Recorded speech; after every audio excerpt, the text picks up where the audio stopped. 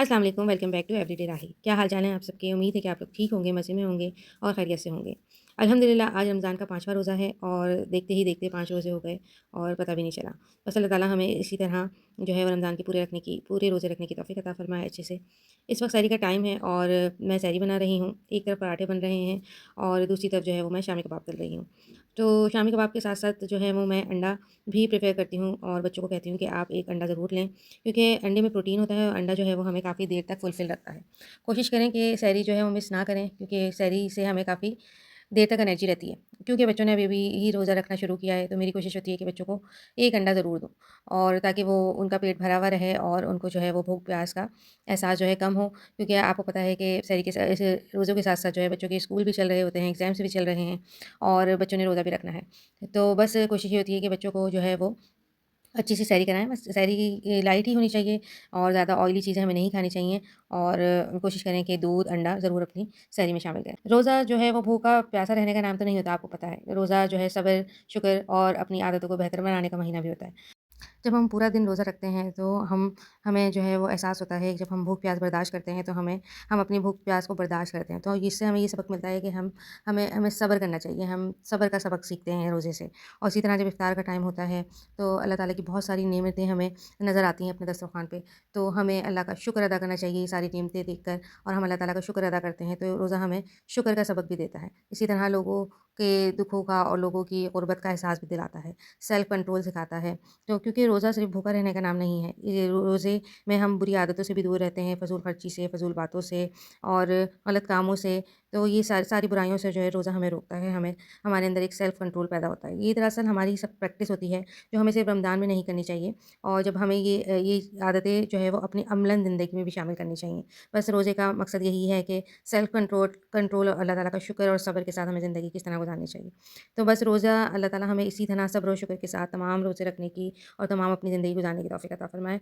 और बस चलते हैं अपनी रेसिपीज़ की तरफ। और यहाँ हमने हमारी सैरी डन हो गई थी और देखते ही देखते जो है वो इफ्तार का टाइम हो गया था और पता भी नहीं चला, और भूख प्यास का इतना एहसास भी नहीं हुआ, क्योंकि आजकल मौसम जो है काफ़ी अच्छा है।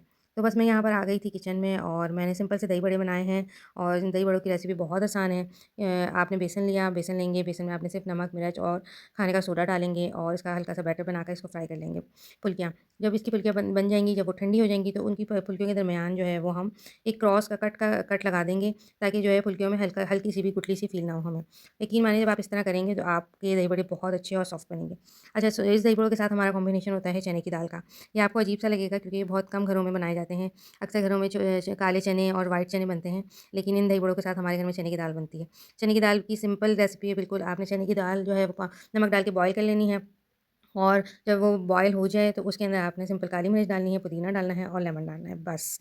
यकीन मानिए ये दही बड़ों के साथ इतने अच्छे लगते हैं, आप एक दफ़ा इसे ज़रूर ट्राई कीजिएगा, आपको यकीनन पसंद आएँगे। बस ये सारी रेसिपीज़ बन रही थी, तो बेटी साहिबा ने कहा मम्मा मुझे रैप खाना है, और मैंने खुद बनाना है। तो यहाँ उसने बहुत सिंपल तरीके से जो है वो रैप बनाए थे, और रैप जो है वो फिलिंग इसने जो है ऊपर-नीचे कर दी थी, जो कि मुझे डिश आउट करने में काफ़ी प्रॉब्लम हुई थी। तो जब आप बनाइएगा तो इसको जो है असेंबल कर लीजिएगा, रोटी की हाफ़ तरफ लगाकर, और फिर हाफ़ साइड जो है कवर कर दीजिएगा, तो आसानी रहेगी।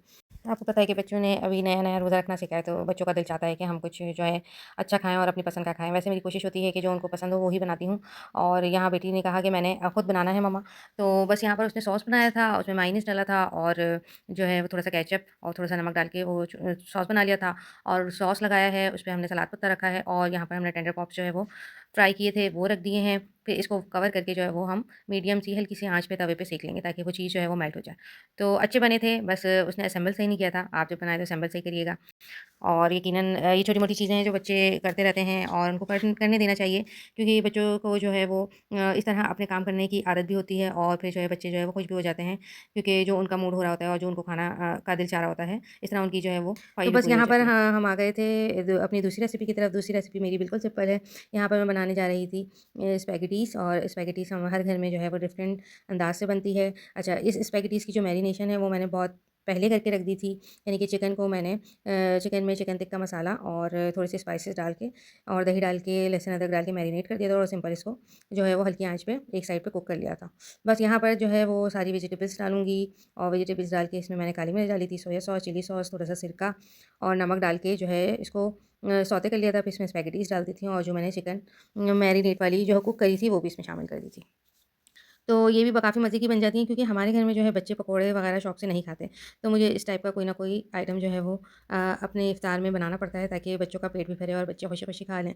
तो बस ये छोटी-सी थोड़ी-सी जो है वो रेसिपी थी जो मैंने आपसे शेयर करी है। बहुत सिंपल रेसिपीज़ हैं, ये आप ट्राई कीजिएगा और आपको यकीनन पसंद आएगी और मुझे बताइएगा कि आपको कैसी लगी। बस ये 2-3 रेसिपीज़ हैं जो कि बहुत आसान हैं, वो मैंने आपसे शेयर करी हैं, यकीनन आपको पसंद आएँगी।